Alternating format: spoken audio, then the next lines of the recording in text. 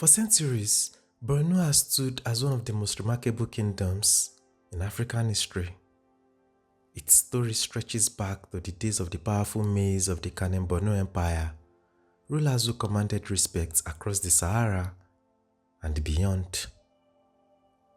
From the shores of Lake Chad, Borno grew into a center of trade, culture, and Islamic scholarship, linking North Africa with the heart of the Sudan. The kingdom's survival and resilience through war, migration, and changing rulers make it one of the oldest continuous political traditions in sub-Saharan Africa. The rise of the Shehus in the early 19th century marked a new chapter in Borno's long history. Faced with the challenges of Fulani jihadists, internal strife, and external threats, the kingdom transformed itself to preserve its power and influence. The Shehus carried on the legacy of the Mais but adapted to a new world, blending tradition with innovation to keep Borno alive at a time when many African states were falling to foreign invasion or internal collapse. In tracing Borno's journey from its early rulers to its latter dynasties, we discover not just the endurance of a people, but also how history itself is shaped by resilience, adaptation, and the will to endure. We tell the story of an African kingdom that refused to fade away in this episode.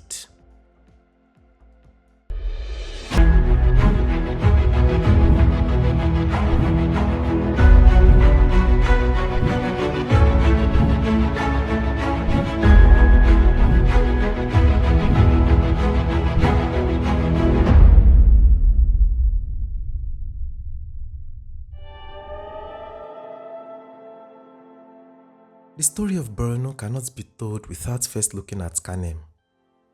Long before the name Borno became prominent, there was the Kanem Empire, which rose to power around the 9th century east of the Lake Chad in present-day Chad. Ruled by the powerful Mais of the Shehuate dynasty, Kanem was a hub of trade, diplomacy, and Islamic learning. Its influence stretched deep into the Sahara and across Central Africa. For centuries, Kanem stood as one of the great kingdoms of Africa until internal disputes and outside attacks gradually weakened it. By the 14th century, the Shehuate dynasty shifted its base westwards across Lake Chad into the fertile lands of what is now northeastern Nigeria. This move gave rise to Borno, the successor state to Kanem.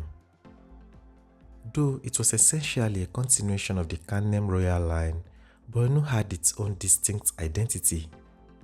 It grew into a prosperous empire celebrated for its scholarship, its powerful cavalry, and its ability to hold its ground against rivals.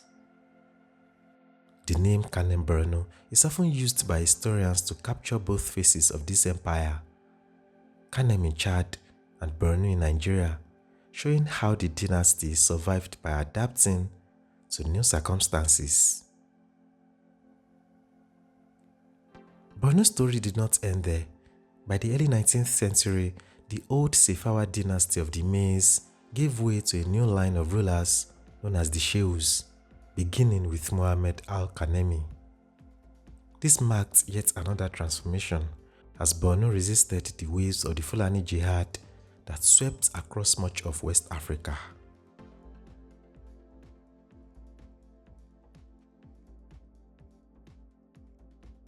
For centuries, Borno was ruled by the Mais of the Shehuate dynasty, heirs to the ancient Kanem rulers. The most popular of these Mais was Idris Saluma, who reigned during the late 16th and early 17th centuries. These Mais presided over a vast and respected empire, combining military strength with Islamic learning and long-distance trade. But by the late 18th century, the authority of the Mais was in decline. Trade routes that once brought wealth and prestige to the kingdom were disrupted by shifting political alliances and economic changes. The Mais, who had once commanded armies and judges with unquestioned authority, now found themselves increasingly dependent on local nobles and commanders. As their influence waned, the dynasty became vulnerable to external attack. The greatest of these external threats came at the dawn of the 19th century. In 1804, Usman Dan Fodio launched the Fulani Jihad, a religious and political movement that swept across much of Hausa land. Victorious in places like Kano, Katsina, and Zaria, the Fulani jihadists soon turned their attention to Borno. In 1808, they captured Ngazagamu, the centuries-old capital of the Mais. The fall of the city was a devastating blow, both materially and symbolically. The reigning May could not offer strong leadership in the face of the invasion, and for a time it seemed that Borno might suffer the same fate as many Hausa states, absorbed into the growing Sokoto Caliphate. Yet, unlike those other states, Borno did not collapse. Its survival owed much to a remarkable figure who rose in this moment of peril. That figure was Muhammad Al-Kanemi, a learned Islamic scholar, diplomat, and military leader of Shua Arab descent.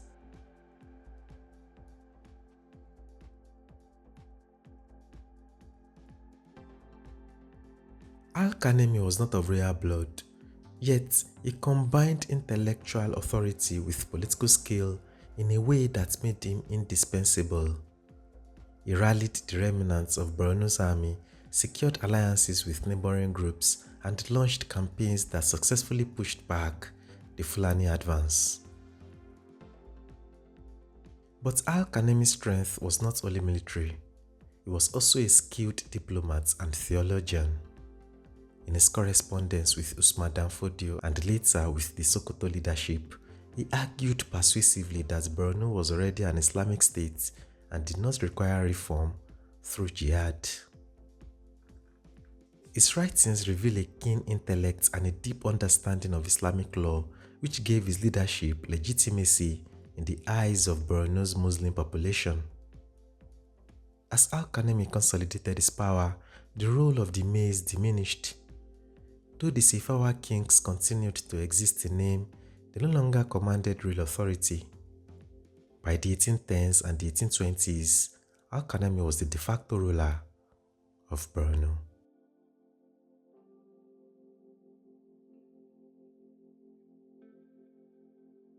The final break came in the 1840s. Al-Kanemi's son, Umar ibn Muhammad Al-Kanemi, formally replaced the last of the Mais and assumed full royal authority.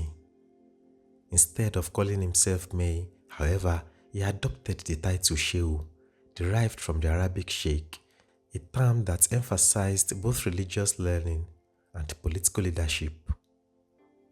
This new Shehuate dynasty was thus born, carrying forward the Borno state structures, but under a different house. The Shehus maintained the Islamic character of the kingdom, reinforced Borno's institutions, and defended its independence against Sokoto and other rivals. Though the Shehuate itself would later face challenges from internal conflicts and eventual colonial partition, its establishment marked a critical moment in Borno's history, a successful transfer of power that ensured continuity amid upheaval.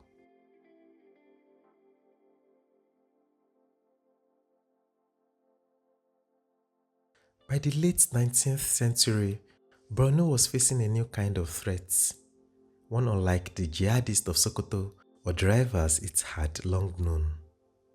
The European powers engaged in the scramble for Africa were redrawing the map of the continent.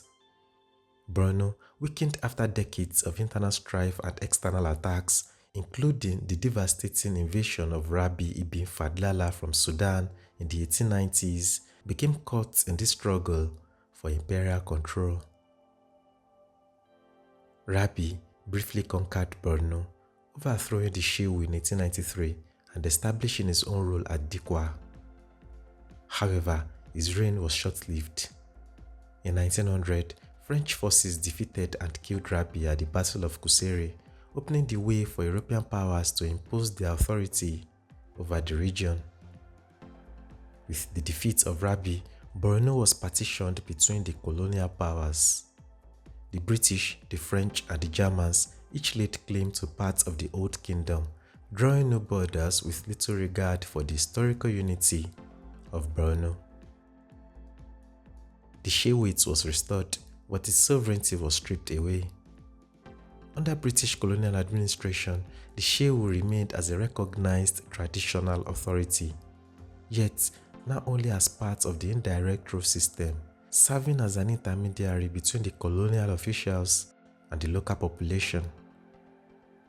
Borno's political independence, once defended so fiercely, was thus reduced to ceremonial and administrative functions under foreign oversight.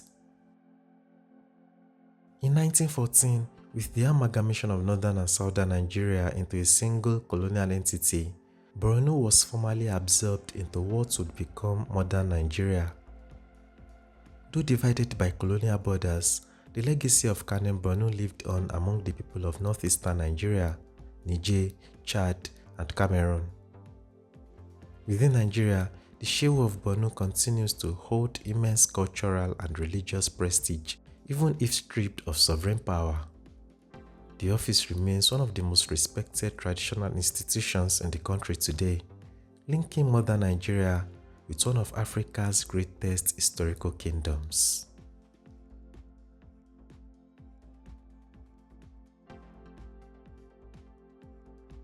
It is of great importance to remember that the Kanem-Borno Empire was already ancient before the rise of the Al-Kanemi dynasty. For almost 1,000 years, the Safawa Mais had ruled the lands around Lake Chad long before Al-Amin Muhammad Al-Kanemi came to prominence. And even before the Safawa, Borno had existed as a people and a political space. How then do we understand such longevity? How did this kingdom, older than many modern nations, continue to evolve when others had vanished?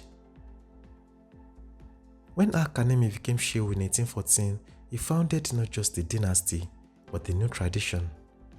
His son, Shehu Umar ibn Muhammad Al-Kanemi, carried on his father's work, followed by Darman, who seized power in a palace school. The throne passed to his descendants and brothers in turbulent succession: Burkaz Zarami, Ibrahim ibn Umar, and Shehu Hashemi. Yet, what is leadership without security? Rabi ibn Fadlala's devastating invasion in 1893 brought destruction, killing 3 Shehus in quick succession: Hashemi, Kiari, and Sanda Uduroma. Was this the final curtain for Borno after centuries of survival? It seemed so when Rabi transferred the capital to Dikwa. But history is seldom a straight line. The French defeated Rabi in 1900 and restored the Shehu Sandakura, though only as a figurehead. His brother Umar Abubakar Gabai became Shehu in 1902 and relocated to Maiduguri, where the line of rulers continues to this day. Yet, even here, the scars of imperialism are clear. The treaties of the Scramble for Africa split Old Borno between France, Germany, and Britain, leaving its people divided by artificial borders. Should not one ask, how does a kingdom that once straddled the Sahara find itself reduced to a province within colonial Nigeria? Still, the institution of the Shehu endured. Shehu Gaba, Sandakura, and Umar Sada Kyarimi carried the mantle of tradition under British colonial rule. Umar Gabai and Shehu Mustafa ibn Umar reigned through independence, the Nigerian Civil War, and the tumultuous years that followed. Today, Shehu Abubakar ibn Umar Gabai, enthroned in 2009, holds the title, reminding us that while dynasties may fall and empires may fragment, cultural memory and identity endure.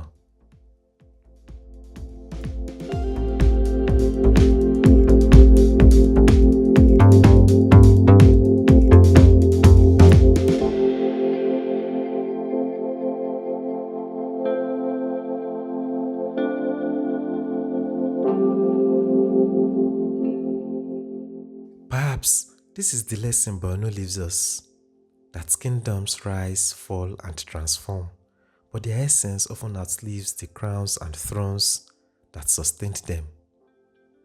That Borno, despite wars, invasions, and colonization, refused to vanish. And that history, when we look closely, is not just about power and succession, but about the will of a people who refused to forget who they were and carried forward their heritage. So, we ask, is this not the true legacy of Borno? Against all odds, it still stands, not as an empire, but as a living tradition in modern-day Nigeria.